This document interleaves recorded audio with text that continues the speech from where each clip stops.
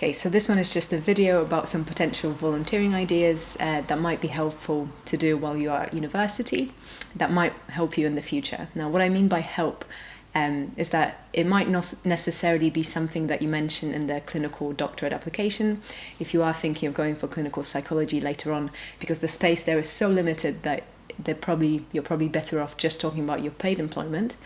But before you get there, it might be helpful when applying for a job or just for your own personal growth and experience. Also, it's just good to be helping out and doing something for others. And university is definitely a great time because you do hopefully have some free time on your hands. But having said that as well, your studies are the most important thing. So if you're finding it difficult, maybe not finding the time, then I think focus on your studies. Some of the jobs, say assistant psychologist positions or the research assistant positions that I've been looking at recently, require you to have a first. Now, a lot of them don't. A lot of them you just need to get a 214. But I guess just to highlight that it's the studies that are the most important part. But if you can spare some time for volunteering, then it might be helpful to you as well. It might just show initiative and then that you like to do things outside of uni as well.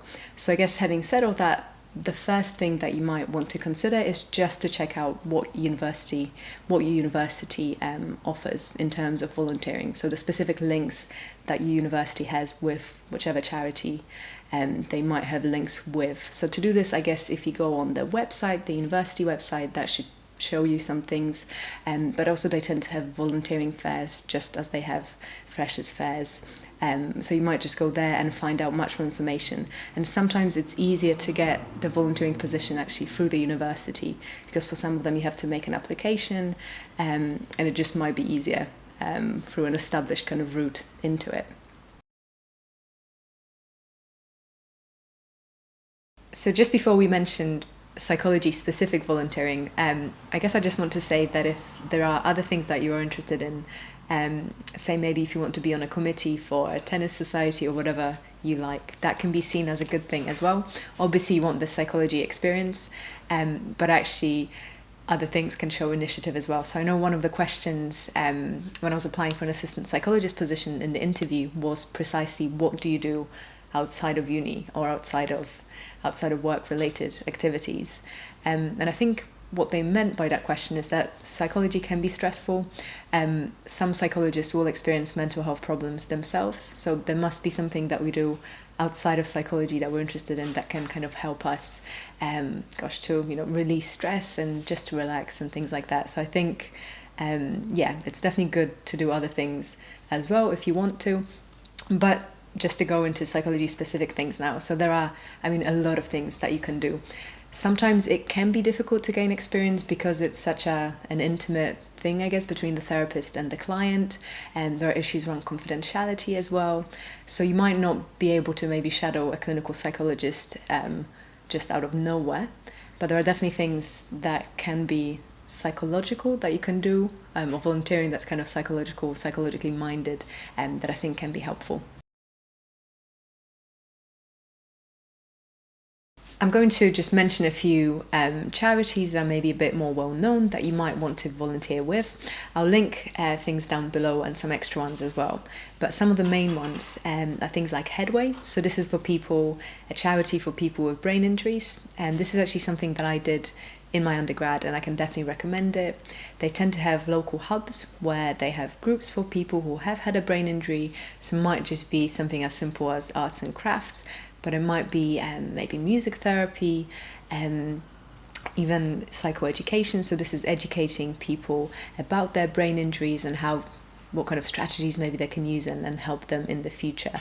It's good because you get this one-on-one experience with clients in real life, as it were, and it was quite a popular choice for psychology graduates, so there were quite a few of us, and it was just a good experience that definitely helped me in the future, and just to know what it's like to work with that specific clinical population, but also because it was simply something that I was interested in.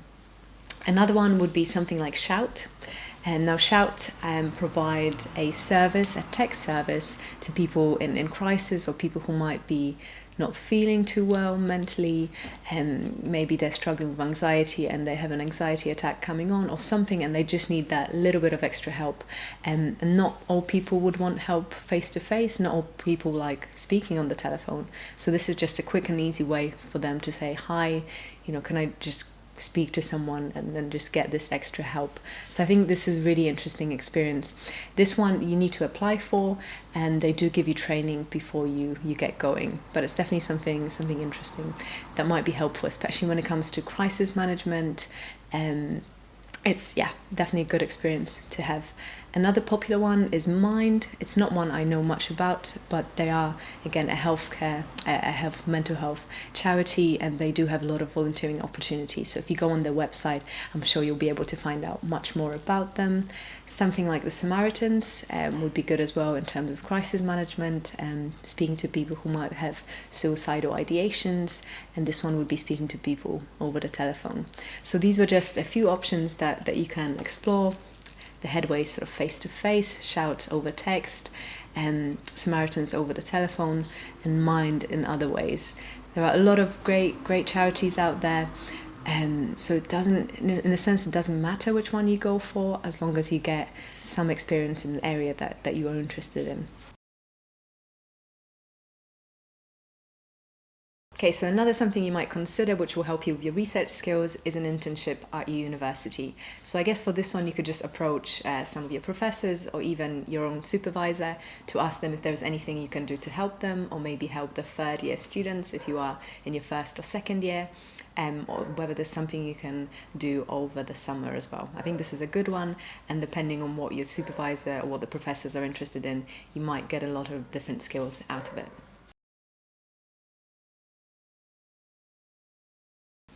Another option you may wish to consider is actually working at the same time as studying, because you could be employed by the NHS already as something like a healthcare assistant. The only thing to say with this one is that it might be difficult to find the right balance between your studies and working. The good thing is that you would be employed by the NHS already, so it can give you that experience. But at the same time, it really is your studies that are the most important thing right now, because the grade that you get can open some extra doors for you in the future. So I think I would concentrate on that primarily. But if you are finding that you do have a lot of time, or you need a little bit of extra cash, then something like a job in the NHS, like a healthcare assistant, might be good for you already. You could do it on a bank basis, so they call you when they need someone, and you can either say yes or no. So in that sense, you are very flexible.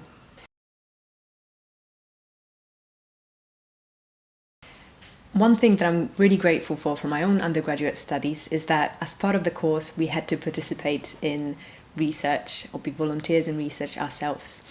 Now, this isn't really a point that might help you to get a job in the future, but it was good while I had the time as a student to volunteer in brain imaging studies, to really get to know the techniques or what it's like to actually use them, and anything from weird and wonderful behavioral studies as well. So I think, again, this might not help you when it comes to applying for jobs necessarily, but it might help you to find out what you are interested in. So maybe you go into an MRI scanner and find actually this is something that you enjoy and you find interesting. And I think from volunteering in a lot of research or participating in a lot of research studies, I'm now able to look at some of the, say, research assistant positions and see what the job description is and have a better understanding of what they might be doing on a kind of day-to-day basis, or at least part of the role, because I participated in these studies and I kind of know what they're on about.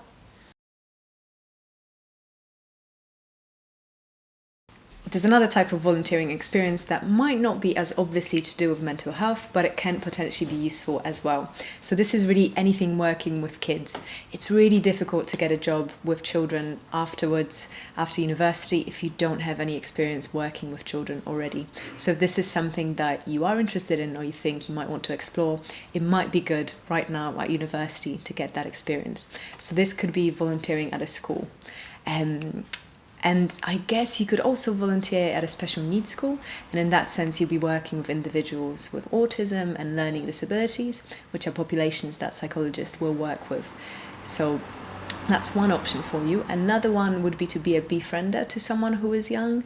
and maybe struggling to make friends. So that's sort of on one side of the spectrum. And on the other, you might have old people. So again, you might be a befriender to someone who is old, or you might try to find opportunities in a care home.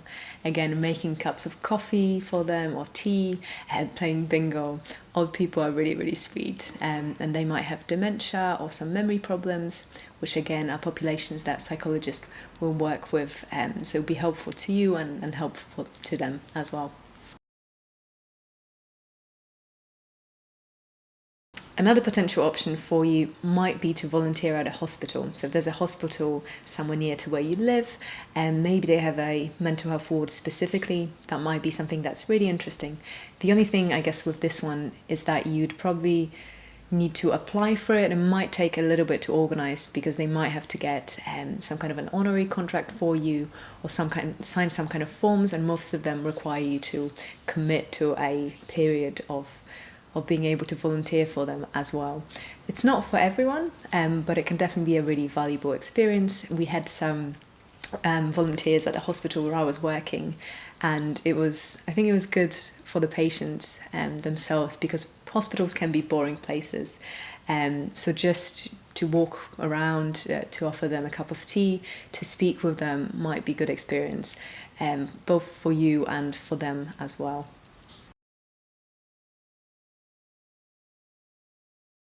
This last point is a little bit of a wild card, but I think it's quite fun. So over the summer, there are things like camp counselor jobs in the United States that you might be interested in.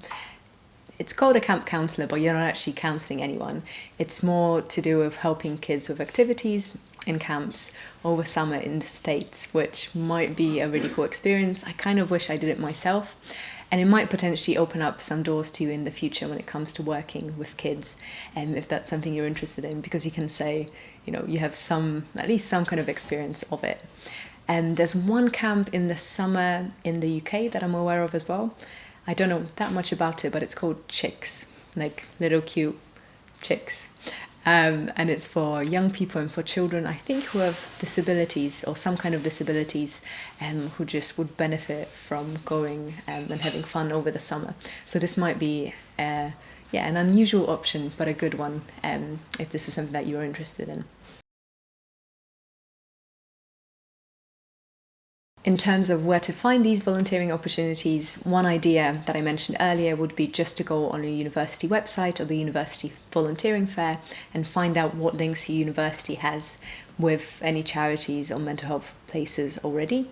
Another one, wherever you live locally, there's bound to be a council, and often the councils advertise specifically local volunteering places as well. Obviously, any of the places that I mentioned, like Headway, if you know that's something you're interested in, you might just type in where your local Headway is, see if it's anywhere close. DoIt.org is another website that you can try.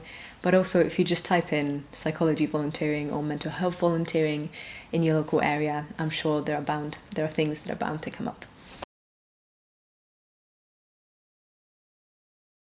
All right, so these were just some ideas and examples of things that you might consider doing, but I'm sure there's a lot more out there. But I'm hoping something in here was helpful to you. And all the best finding your opportunities, whether it's volunteering or work experience or part-time jobs, whatever it is. I hope it's helpful to you in your future.